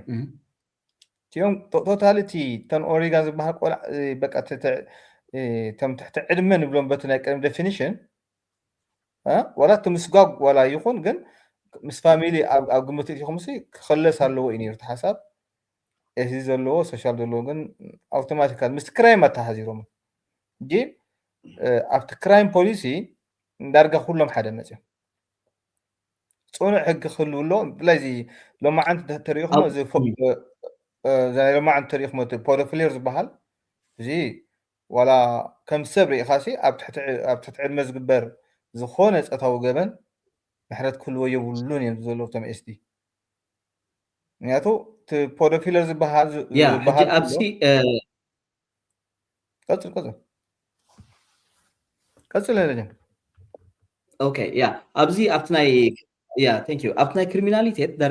درجه بمولهم تسامع منك بهالكال زناي بيدوفيلر قالها بزيوم دمبم تسياز ناي لنقنك خيد زنح زغاطم مكساس እንደገና ፖሊስ ዝረኸቦም አሉ ዳርጋ ካብ መላ ኤውሮፓ ጥራሕ ዘይኮነስ ካብ መላ ዓለም ኔትወርክ ዝፈጠሩ ብዙም ዝረኸቡ ዝነበሩ ምስ ህፃናት ርክብ ክብሉ ዝደልዩ ዓይነት ሰባት ገለ ንሱ ዝፈጠሮ እዩ ከም በዓል ኤስ ድሕጂ እዚ ክሳብ ጠቕላላ ክወፁ የብሎምን ከምዚኦም ዓይነት ሰባት ንድሕራ ኣብ ቀይዳ ኣትዮም ዝብል ኣመለኻኽታ እዩ ዘለዎም ማለት እዩ ኣብቲ ናይቶም ትሕቲ ዕድመ ዝጥረዙ ገለ ግን ዓብ ዝኾነ ክሪቲክ እዩ ኣጋጢሙ ነይሩ ልዕሊ ዝኾነት እዮም ሰንተር ፓርቲት ቬንስተር ፓርቲት ጌጋ ክላለይ ሚልዮ ፓርቲት ምሶም ኣላ ሰምቲ ነቲ ክሪቲክ ከማን ዝያዳ ኣፅኒዖም ዝሓዝዎ ሶሻል ዲሞክራትና ከምኡ ገይሩ ኣፅኒዑ ኣይሓዞም ትክክል ኣለኻ ዋላ እውን መጀመርቱ እውን ድምፂ ሂብዎ ዝነበረ እዩ ክኽለስ ኣለዎ ኣብ ዝብል ግን ይሰማሚዖም ኩሎም ሕጂ ዋላ ኤስዲ እውን ብዚ ሓሳብ እዚ ተሰማሚዖም እዮም ናይ ሚክሮፎን እንታይ ክትብሎ ሓላፍ እውን ነዚ ነገር እዚ ክሪእዎ ምዃኖም ተምሃሮ ሲ ዋላ ይምኦ ኮሰኑ ንብል ነይሩ እዩ ተምሃሮ ቆልዑ ንኣብነት ጂምናስየት ዘይወድኡ ገለ ጂምናስየት ክውድኡ ገለ ዕድላት ክህልዎም ክኽእል ኣለዎ እዩ ገለ እቲ ሜስ ናትና ተኣሽሙ ሲ ንክሪሚናላ ዝኾኑ ሰባት እምበር ታሕቲ ዕድመ ቆልዑ ይኮነን ሕጂ ኣብዚ እቲ ሕጊ ተራእዩ ኣሎ ምክላስ የድልዮ ኣብ ዝብል ግን ምክላስ ክግበሮ እዩ ገለ ኣብ ዝብል ዳርጋ ኩሎም ተሰማሚዖም ዘለዉ ማለት እዩ ፍላይ ናይ ለንቅነ ዝቐነየ ዋጭዋጭታ ማለት እዩ ሓፈሻው ግን ናብታ ተኣሽሙቲ ተመሊሰ ናብታ ሕጡን ያ ምክንያቱ ብኣኸለና መገዲ እግርና ክንከይድ ኩለን እተን ሕጂ ሰልፍታት ኣብ ሽወደን ዘለዉ ፖለቲካዊ ውሳነ ዘድልዮ ኣብ ሕቶ ኢሚግሬሽን ድዩ ኣብ ሕቶ ምክልኻል ንምውጋድን ገበናት ድዩ ብዝምልከት ሓደ ዓይነት ርእቶ እንዳኾኑ መፁ ኣለዉ ንሱ ዝኾኑሉ ቀንዲ ምክንያት ከዓ እንታይ እዩ ብፍላይ እቶም ዓበይቲ ፓርቲታት ኣብ ስልጣን ዝፀንሑ ነቲ ኣብዛ ዓዲ ሳዕሪሩ ዘሎ ናይ ገበንን ናይ ኢሚግሬሽን ናይ ስደተኛታትን ቅልውላው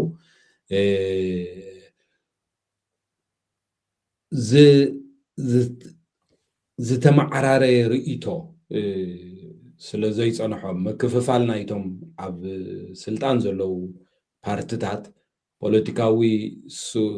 ውሳነ ንኸይውስን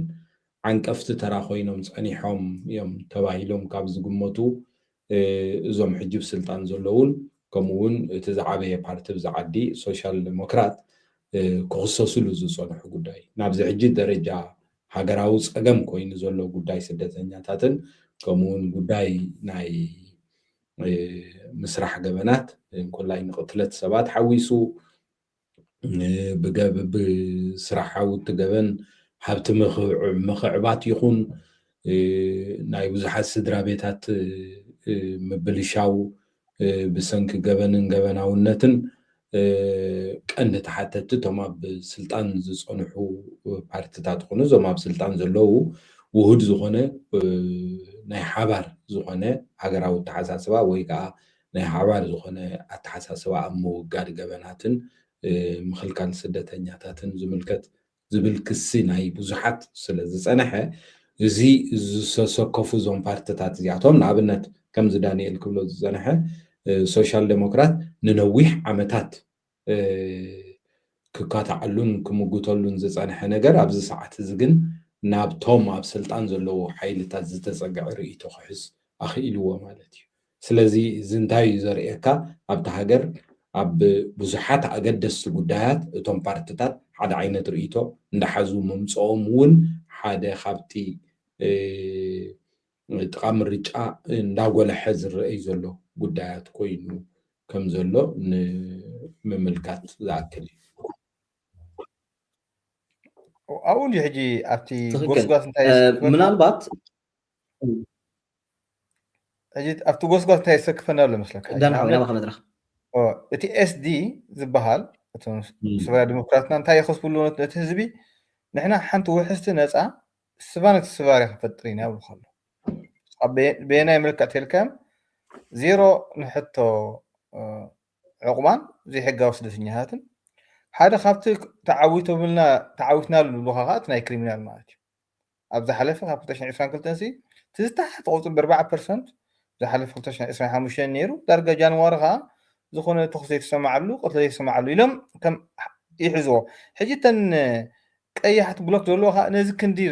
ከምዚ ሪኣጌራ ክንዲ ዝገብራ ኣብ ምንታይ ኣተኪሮም ባርን ቢድራ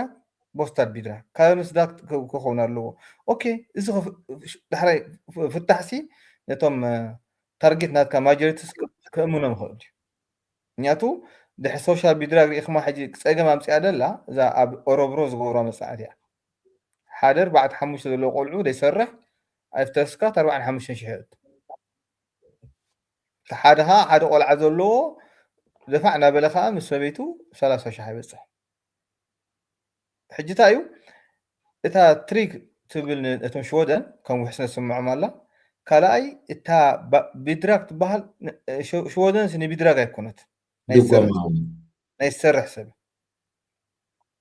ሕጂ እቲ ፖሊሲ ክልተ እዩ ሕጂ እቲ እቶም ብሎካት ሕጂ ከምዚ ትሪኦ ዘለካ ሕጂ ኣበይ ኣበይ ይረኣየኒ ንዓይ ኤስዲ ውፅኦም ክርስቲያን ዲሞክራትና ናብ ሶሻል ዲሞክራትና ዝፅጉዕ ዘሎ ኮይኑ ይስማዓኒ ምክንያቱ ሳያታይ ትብላ እታ ኢባቡሽ እቲ ጂዲፒ ጃምላዊ እቶ ናይታ ሃገር ናብ 5 ክንዕብ ኢና ሕጂ 2.8 ኣሎ ካልኣይ ምሶም ኣብ ምንታይ ይሰማምዑ ኣለዉ ኣብ ናይ ቦርድ ከዓ ኣብቲ ሰብኣዊ ድሕነት ዝበሃል ነቶም ናይ ሳይካትሪክ ናይ ስነ ኣእምሮ ሕማም ዘለዎምን ነፍሲ ቀትለት ዝፍፅሙ ሰባትን ግዳይ ወልፊ ዝኾኑ ፍሉይ ኣተኩሮ ክንገብረሎም ኢና ሕጂ ዘይነበረ ፖሊሲ እቶም ሶሻል ዲሞክራትና ሙሉእ ኣለዎም ኤስዲ ካብዚ ሕጂ ቤናዊ መንግስቲ እምበር ልፍታዊ ክገብር ኣይደልን እየ ዝብል ስለ ዘለዎም ሕጂ እቲ መልክዕ ከምቲ ንሕና ንሓስቡ ብሎክ ዘይክኸውን ይኽእል እዩ ምክንያቱ እቲ ሶሻል ዲሞክራትና ንቬኒስተር ከም መላፍንቲ ኣይወስዶን እዩ ዘሎ ሕጂ ብዘይሱ ክነቆሙ ኢና ሚኒስትር ፖዚሽን ኮምታ ዝበሃል ኣሎ እሞ ሕጂ ነቲ ኣተንሽነት ናሃና ማሕበራዊ ሰብ ክንወስዶ ቬኒስተር ወላ ምስ ሶሻል ዝኸዱ ይኮን ኣብ ሓደ እዮም ዝሰማምዑ እምበር ኣብ ሓደ ፖይንት which means ንዓና ይፀልወና ማለት ኣይኮነን ክብል እየ ናባኻ ደጆ ሓራይ ፀገም ይብሉን እንታሽሙ ክንብል ኢለ ቁርብ ምልስ ከብለኩም ዝያዳ ፍትሕ ኢልና ፀኒሕና ማለት እዩ ሕጂ ዓበይቲ ዝኾኑ ዛዕባታት እውን ኣልዒልና ፀኒሕና ሕጂ ብሎክ ገለ ክንብል ፀኒሕና ንኣብነት እጂ ኣብዚ ንኩሉ ነዚ መደብ ዝከታተሉን ብሩህ መታን ክኸውን እቲ ብሎክ ንብሎ ዘለና እንታይ እዩ ክነብርሆ ፅቡቅ ኮይኑ ስለዝተሰማዓኒ እየ ክልተ ዓይነት ከም ሓደ ብሎክ ከም ሓደ ግሩፕ ጌርና ክንሓስቦ ንኽእል ኢና ማለት እዩ ኣብ ሽወደን ሓደ ፖለቲካዊ ሰልፊ መንግስቲ ክቅውም እንተደኣ ኮይኑ ልዕሊ 50 ሚእታዊት ህዝቢ ሽወደን ወይ ኣብቲ ሪክስታግ ድምፂ ዝረኸበ እዩ ክኸውን ዘለዎ ማለት እዩ ሕጂ ኣብዚ እውን ንሪኦ ከም ዘለና ኣብዚ ስእሊ እውን ዋላ እዚ ናይ ኦፒኒየንስ ነቲንግ ይመስለኒ ክሪኦ ሓና ዝቀረባ ግዜ ዝኾነ ፖለቲካዊ ሰልፊ ልዕሊ 50 ሚእታዊ ሽወደን ልዕሊ 50 ሚእታዊ ዝመረፆ ዝኾነ ፖለቲካዊ ሰልፊ ከዓ ዳርጋ የለን ክበሃል ይከኣል ዳርጋ ኣይከኣልን እውን ክትብል ትኽእል ኢኻ ማለት እዩ እዚ ማለት ንኣብነት ኣብዚ እዋን እዚ ዝዓበየ ድምፂ ዝረኸበ ወይ ዝዓበየ ድምፂ ህዝቢ ዘለዎ ሶሻል ዲሞክራተርና እዩ ናይ ሶሻል ዲሞክራተርና ናይ በይኑ ድምፂ ግን ልዕሊ 51 ሚእታዊት ስለ ዘይኮነ ምስ ካልኦት ፖለቲካውያን ሰልፍታት ሓቢሩ ንክሰርሕ ይግደድ ስለምንታይ ምስ ካልኦት ፖለቲካውያን ሰልፍታት ሓቢሩ ክሰርሕ ዝግደድ እቲ ድምፂ ንበሎ ሶሻል ዲሞክራተርና ብዚ ሕጂ ንሪኦ ከም ዘለና 34.3 ኣሎ እኹል ኣይኮነን ቬንስተር ፓርቲት 7.4 ኣሎ ናይ ክልቲኦም ተደሚሩ እውን እኹል ኣይኮነን ናይ ሚልዮ ፓርቲት 6 ኣሎ ምናልባት ናይ እዚኦም ሰለስቲኦም ተደሚሩ ልዕሊ 51 ሚእታዊት እንድሕር ኮይኑ እሞ ሶሻል ዲሞክራተርና መንግስትን ከቀውም ብሪክስዳግ እንድሕር ተመዚዙ ወይ እንድሕር ኦኬ ተባሂሉ ማለት እዩ ምስኦም ሓቢሩ ናይ ምስራሕ ግዴታ ኣለዎ ምስኦም ጥራሕ ዘይኮነስ ዋላ ምዝኾነ ምሳምዖ ፖለቲካዊ ሰልፊ ልፍንቲ ናይ ምፍጣር ሓቢርካ ናይ ምስራሕ መደብ ከውፅእ ክኽእል ኣለዎ ማለት እዩ እቲ ድምፂ ልዕሊ 50 ሚእታዊት ደገፍ ክረክብ ክኽእል ኣለዎ ምባል ማለት ሕጂ እቲ ብሎክ ምፍጣር ወይ እቲ ብሎክ ዝብል ዘሎ ብጋንታ ክንትርጉሞ ንኽእል ኢና ምናልባት ወይ ዝሓሸ ትርጉም ክህልወኩም ይኽእል እዩ ስለምንታይ ኣገዳሲ ዝኸውን ንምባል እቲ ልዕሊ 50 ሚእታዊት ደገፍ ንምርካብ ኣገዳሲ ስለ ዝኾነ እዩ ማለት እዩ ብሎክ ኣብ ምፍጣር እተን ምናልባት ዝያዳ እውን ንፁር ክንገብሮ ዳርጋ ሙሉን ፖለቲካውያን ሰልፍታት ዳርጋ ተሰማሚዐን እየን ክንብል ከለና ኣይ ቲንክ ዝያዳ ንፁር ስእሊ ክንህብ ዘለና ኮይኑ ይስማዓኒ ኣብቲ ናይ ኢሚግሬሽን ፖሊስን ኣብቲ ናይ ክሪሚናሊቴት እኔን ዳርጋ ብሙሉአን ፖለቲካውያን ሰልፍታት ተሰማሚዐን ዘለዋ ካልእ ግን እቲ ናተን ኣይዲዮሎጂ እቲ ናተን ኣቃውማ ገለ ግን ብዙሕ ናብዝን ናብትን ምስግጋር እኳ እንተሃለወ ስቲል የማን ፀጋም ዝብል መግለፂታት ወይ መዐቀኒታት ኣሎ እዩ ማለት እዩ ሕጂ ኣብዚ ከዓ ቁርብ ዝያዳ ምብራህ ዘድልዮ ነገር ኣሎ መስለኒ የማን እንታይ እዩ ፀጋም እንታይ እዩ ገለ ዝብል እቲኦም ብየማን ዘለው ቅልብ ዝበለ እንድሕር ክንገልፆ ኮይንና ነቲ ተዓዛቢ ብዙሕ ናይ መንግስቲ ምትእትታው ኣይደልዩን እዮም እዚ ማለት እቲ እስካት ትቕንስ እስካት ግብሪ ትቕንስ እሞ እቲ ውልቀ ሰብሲ ናብቱ ናፅነት ክህልዎ ትካል ዘውፅእ ትካል ኣውፅኡ ንክዓቢ ኣብ ክንዲ ግብሪ እንዳኽፈልካ ገለ ኣብ ክንዲ ተዳኸሞ እቲ ናይ በቃ ቁጠባዊ ሓርነት ክህልዎ ርእሱ ንክኽእል ሰብ እቲ መንግስትስ ልዑል ዝኾነ ምትእትታው ክገብር የብሉን እቲ ቀንዲ ሓሳብ ማለት እዩ እቲኦም ብፀጋማውያን ዘለው ዝያዳ ናብ ፀጋም ዝተፀጉዑ ከም ቬንስተር ፓርቲት ፀጋማዊ ቬንስተር ፀጋም ኢኖ እሶም ከዓ ኖ ዝያዳ ግብሪ ክነኽፍል ኣለና መንግስቲ ዝያዳ ገንዘብ ክእክብ ክኽእል ኣለዎ ካብ ህዝቢ ካብ ግብሪ ማለት እዩ ብፍላይ ከዓ ካብቶም ሃብታማት ሽዑ እቲ ካብ ግብሪ ዝኽፈል ገንዘብ ከዓ ነቲ ኣገዳሲ ዝኾነ ማሕበራዊ ውሕስነት ሕክምና ትምህርቲ ገለ ንዕኡ ክንምውሎ ክንክእል ኣለና እዚ ከዓ ብካልእ ሸነኹ ማለት እዩ እቲ ኣብ መንጎ ሃብታምን ኣብ መንጎ ድኻን ዘሎ ፍልሊ ክነፅቦ ንኽእል ኢና በዚ መሰረት ዝያዳ ከዓ እቲ ውሕስነት ብኡ ኢና ክነረጋግፆ ንኽእል ገለ ዝብል ክልተ ዓይነት ኣመለኻኽታ እዩ ዘሎ ሕጂ ኣብዚ ምናልባት ኩሉ ሰብ ክርድኦ ዘለዎ ዝኾነ ሓሳብ ዝኾነ ኣይዲዮሎጂ መብዛሕትኡ ግዜ ብፍላይ ኣብዚ ዲሞክራስያውያን ሃገራት ብዓንዲ ርእሱ ከምዚ ኡንዲ ይኮነን ከምዚ ጎዳኢ ገለ ይኮነን ሕጂ ኣብ በብውልቅና እዩ ዝብል ማለት እዩ ኣየና እዩ ዘርብሓና ኣየና ኢና ዝያዳ ቀዳምነት ንህቦ ዝብል ኣብኡ እዩ ዝምርኮስ ማለት እዩ ሕጂ እምበኣር እቲ የማንን ፀጋምን ከምኡ እንተደኣ ኮይኑ ምሳየናይ ፓርቲ እዩ ምስ ናተይ ሓሳባት ዝሰማማዕ ንኣብነት ኣብ ፀጋም ክልተ ፓርቲታት ዝያዳ ክሰማምዑ ይኽእሉ ካብ ሓደ ፀጋምን ሓደ ብየማንን ዘሎ ኮይኖም መንግስቶም ማለት እዩ ኣብ ዝያዳ ዝዝብሉ ምናልባት ኣብ ናይ ኢሚግሬሽን ጉዳይ ምናልባት ኣብ ናይ ክሪሚናሊቲ ወይ ኣብ ናይ ገበን ጉዳይ ኣብ ፀጋምን ኣብ የማንን ዘሎ ብሓንሳብ ክሰርሑ ሽግር የብሎምን ክኸውን ይኽእል እዩ ባጀት ኣብ ምፅዳቅ ግን ከምዚ ሕጂ ልክዕ ኣብቲ ናይ ፀጋም ብሎክ ኣጋጢሙ ዘሎ እዩ ከጋጥም ዝኽእል ማለት እዩ ንኣብነት ሰንተር ፓርቲት ኣሎ ዳርጋ ኣብ ማእኸል ካብ ዘሎ ፓርቲ እዩ እቲ ሰንተር ፓርቲት ቬንስተር ፓርቲት ከዓ ኣሎ ኣብ ፀጋም ዘሎ እዩ ሕጂ እንድሕር ደኣ ንሪኦ ኣለና ኮይንና ሲ ኣብቶም ናይ ተቃወምቲ ኣካላት ዝያዳ ፀብለልታ ዘሎ ወይ መራሒ ዝኾነስ ሶሻል ዲሞክራትና ማግደሌና ኣንድሮሽን እያ ማግደሌና ኣንድሮሽን ግን ቤና መንግስቲ ክተቆማ ኣይትኽእልና ነተን ናእሽቱ ምስኣ ዘለዋ ክጥር ንፈን ክትክእል ኣለዋ ሕጂ ብዚ ቬንስተር ፓርቲት ኖ ኣነ ድሕሪ ሕጂ ከም ምሻሉ መሳገር ኣይከውንኒ ኣነ ድሕሪ ድምፀይ ክህበብ ኮይነ ማግደሊና ወይ ንሶሻል ዲሞክራተርና ኣነ ከዓ ኣብቲ ተቐሚዮ መንግስቲ ቦታ ክህልወኒ ኣለዎ ትብላ ሰንተር ፓርቲት ከዓ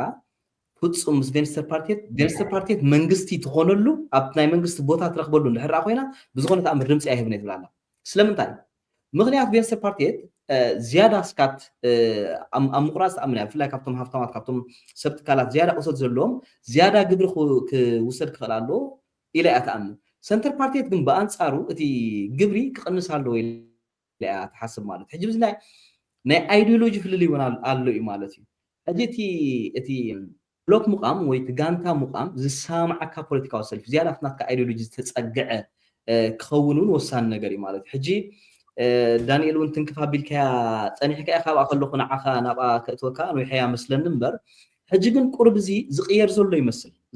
يمثل مالت سي دحر نريو لناس سوشيال ديموكراتنا مغدلنا اندرشون بجكام سي اس دمس كله صرح كفتي اي الى رامات مع صار حالا كريس ديموكراتنا ونتن كيفكا صنيحكا سوشيال ديموكراتنا سي درجه يبول لنا اس تتصقعت يا خوينا نيرانا مودراتنا تتصقعت يا نيرا كريس ديموكراتنا حجي مس مودراتنا كسرح تخللو كتبل صنيحكامو እዚ ምስግጋር እዚ ካበይ ዝመጽእ ዘሎ እቲ ካብ ሓደ ብሎክ ናብ ሓደ ብሎክ ምንጥጣር ወንር ኣለና ሞ ስለምንታይ እዩ ከምኡ ኮይኑ ዝብል መብርህ እንተ ንገብር ናማ ሓደ ኣሎ خلاص ማዕሉ خلاص ዳን ናባኻይ እዚቲ كنت تايبا كنت عالم ريت عالم نقوله حجي اتي سوشياليست تلوص انا محبرنا ونتندي دارغانا طفئي ناب كابيتاليست يخيدولو حجي اتي حاده زغبرو نبر قدم بتصقام تراويسنا حدتي يملكيت بحالي تتاي كل سو حدا عين كنبرالو حدا عين درجه خلولو هابتام دخغاب كل يولن نير كاتقاس كابس كاتيو كالا ابت محبراوي دحناتي نير مور ابتي عبيتي كم اون اب محبراوي اب بيدراك اب فاميلي بزلط صنيهم تخون الناس قالو دي حج يلا حجنا ابنت مس اس دي حلفنتو منغست مخا جيميز مورح منغستي كسرح دل يلا تحانت نعصوم كريستيان ديموكراتنا كصقوع دخولو مياتو اب تخبرتات ناي تعدي استمسرت بارت لزخونه مالتي ግን لو تخللو والله ام ايميجريشن لوط يبلهم كلهم تا زيرو ريزيستانس بحال لا قبل والله او كريمنال كا ولا حد كونتر يتبلهم ابين قالوا اب باجيت نابنت الى كان يرى كريستيان ديموكرات نانتا غبر له حجي ابتي ناي سايكاتريك صقم زلهم او فوكس نغبر له حجي زعل ريسورس غيرنا نهبو موني نعبيه تيلا مني مسوم حجي اوكي تبزلو مودراتنا اوكي قدفهم سوم يلون سوم اب كابيتاليست زلهم ماجي حجي كريستيان ديموكراتنا هانزي سامع بوليسك افت اكايدري والله حجي كم تبل كلفنت تفطر كلها كون يقدن اسخا صقاما يمانكا يكونن افت بوليسي خاي من تمحيشا من لو انصيا من كفتنا يقدم الله حجي ديك يوروفينسترين فينستر كومشن فينستر ولا حنت تقول تخليها ابسكات كابيتال زبحال اب هفتامات كله يبلون زبلي مودرن تاع اوسينها مخاني سخا كابيتال سب كفت مالو بسرعه خيدالو يزبلك حجتي ستراي ديكونا ግን እቲ ህዝባውን መንግስታውን ትካላት ውን ናውልቀ ሰባት ካፒታሊስት ማለት ነው ሰጋገር ውን ሞዴራተርና ሓደ ካብቲ ዘይቅየር መርገጽ ይሶል እስካት እሱ ኮይ ሃፍታሚ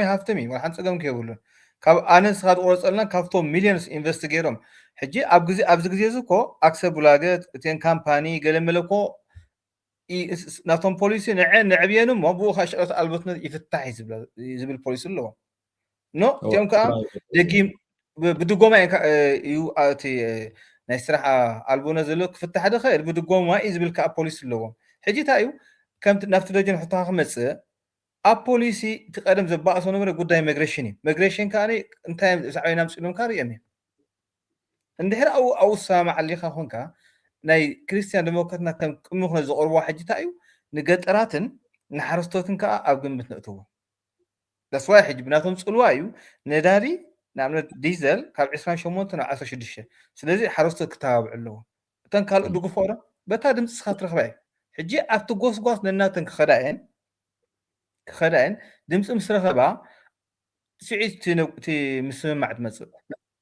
تتانس مانتي سبوكس مان ادل كومي من لفن تفطرو خويدم اب فصوم زي قيراني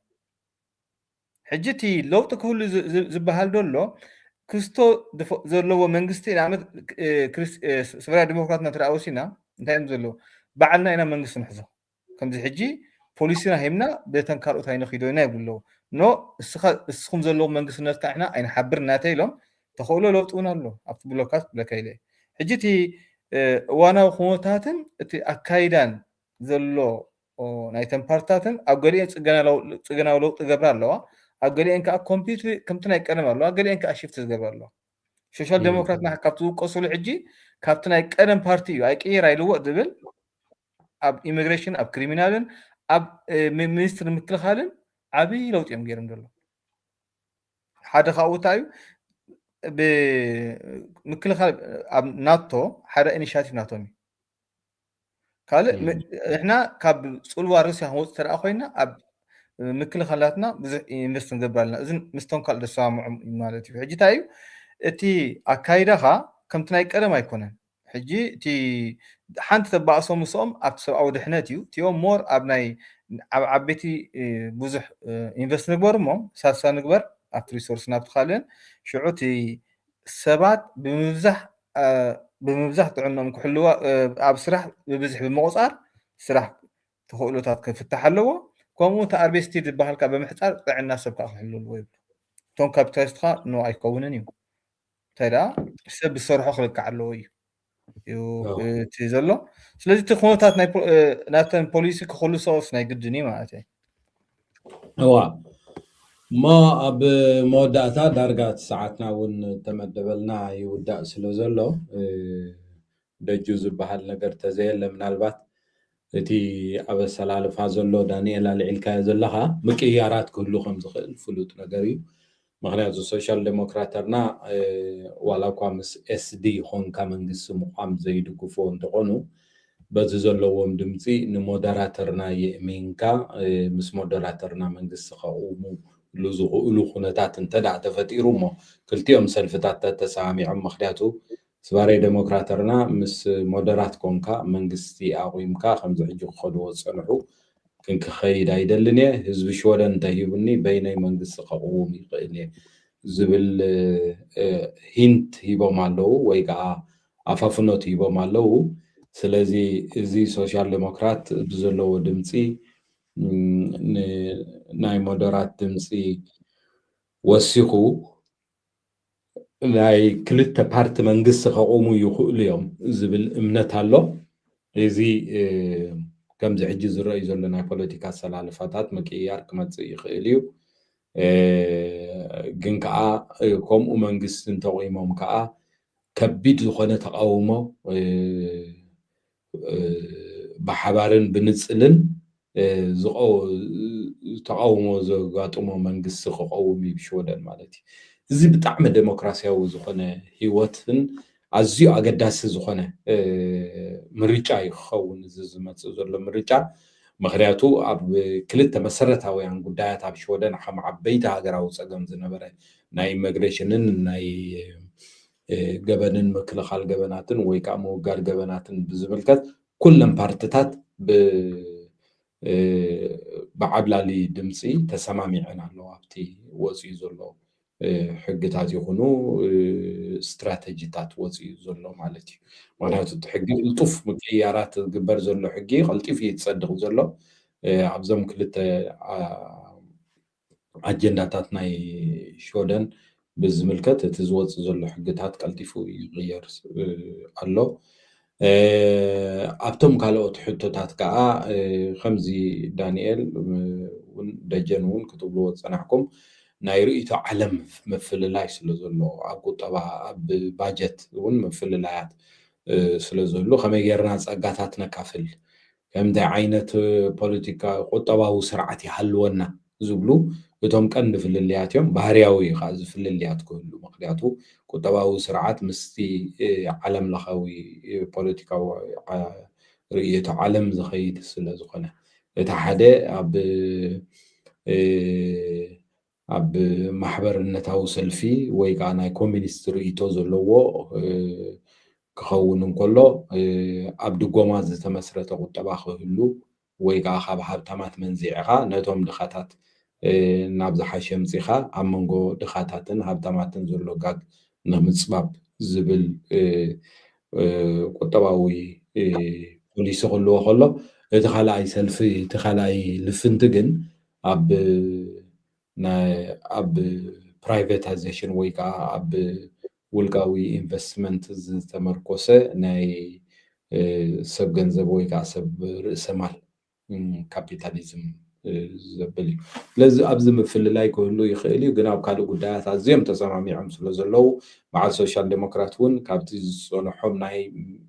نويح عمتات مرقسي ناب مأكل جزء أمي موضوع سلزلو ناي لفنت مخيارات ويكا بارتتات كابت حدا دنبا نابت حدا دنبا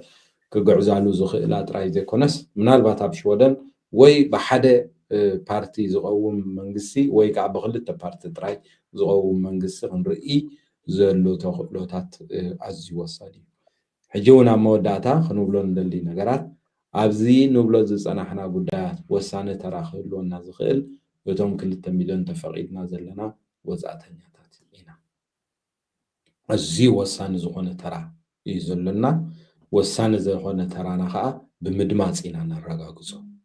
سلزي تاتواهباتنا زلا دمسي كم تينا حدا جمل أمناي مود دعتا زعنتو حنتن إشتي مرفق نتي زعنت تزعين وزن وسان ترى تزعوت نحنا ونزلنا دمسي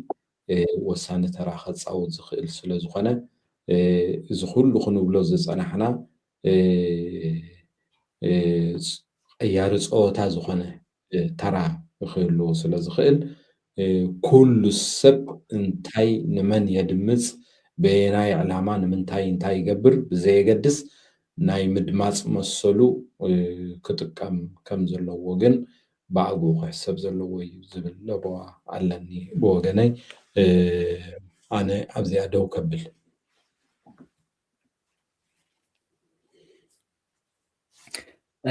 حراي يمسلني كابتي زقبرنا حصرا بيدان حرلا تصمقو خوينا كابتي حفشاو سئلي تي شودن ببايتو تزعبي سلطان زلو بايتو مخان رئيناتنا يكون درجاتنا رجيون درجة رئيناتي أقداسنتي أبحث خنقتو زلنا نخن مرز أقداس نبلو نقر نتايو زبلون بخفيل كن ريو فتينا كالك كمي مسلالوتي أقوما ناي بوليتيكينياتات أبتناي زلوم سئلي أبتناي كريميناليتيات ناي ميكروفونس بوليتيك كالزبل أبو مبوزح مسمعكم زلو أبتي بلوك أب مفتار زلو سلمتايتي يمان تساقام زبلون قال بخفيل رئينا نيرنا مالتي أنون أبزيئا كودي منالبات أبزينا يلوم عنتي زنبرنا مدب كنتن كفوز نبرنا أقداسي تبلو نقر نحرالو نعخم عدل كبمو تزي كوينو جن تخذاتلتنا زغط السومون يرخبنا بنبال كنفانو أبغى إداني يا صبو ناي اللهم ديبيتين بسرعة جمريو زيارة خاطناتهم وصا بوليسن أب إيكونومي أب ميغريشن زلون بوليتيكس كان تاي مسلكا خنو صرويم شو أنفت تاي مسلكا تنانا ترى تايو أيناي بوليسي أينايو زي قدس إذن سيلنا سب كنا نصرو لهم فتنينا سب كا تناتون تايو أبي زر معلوب زي قدس أنا هنا إجري اللي زي قدس تناتو رئيتو يهبو تادمصو كتكمل لا تراي كابت تحت ولا كومينال وهم ولا تي ناي بارلمنتال ابتريس داغا سقفت ناي يوروبيان يونيون ترى خمزة الوافليتو أجي تي جنزابة معباي سلازي قدسات كوينا ترانا خنصاوت كابزي أمن أبتن رخول الانفورميشن كأنا شيرنا قبلنا مصوم كن كافلينا إيدبل سلازي مزر صوم بخال أرستريو بخال بوليسي ويك أبت هلو كونتات رينا نغورا ويرخبنا نلومي بزي تعسنا يو أنا أخولي يبل تبزيحو حسا فحبلك اوكي دجو مقنع عصوا مثلني ثانك يو مو هو بقى حراي مبار كبرات تختاتلتي هارمون ميديا أبز قصل سمون بخال مدب كسب نرخب بزنا كرسي داس فحنايو عم قبلنا ندار أنا يوخن كينا خاوخا مجرشوتي نتصر زخنا سئل مسرعنا خا ببخفالو أينيت بارتن تايتنا تقدم نتجلس بال كسب قص كنرينا مالتي تسفى قبرنا له معك مدب قال نقدر رخيبكم لوقت كله سبسكرايب مقبراي ترسعوا أبزي channel تمثل تحسوات حزنا كلمة سلزغنا أبز قصل كسب نرخب سناي سلام